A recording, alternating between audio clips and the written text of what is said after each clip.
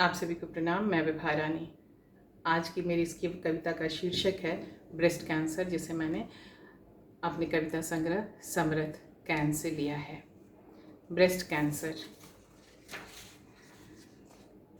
अच्छी लगती है अंग्रेजी कभी कभी, दे देती है भावों को भाषा का आवरण। भदेस क्या, शुद्ध सुसंस्कृत भाषा में भी नहीं उचार या बोल पाते हम स्तन स्तन का कैंसर। जितने फर्राटे से हम बोलने लगे हैं ब्रेस्ट ब्रेस्ट कैंसर। नहीं आती है शर्म या होती है कोई झिझक, बॉस से लेकर बाऊजी तक, डॉक्टर से लेकर डियर वंस तक को बताने में ब्रेस्ट कैंसर, यूट्रस कैंसर।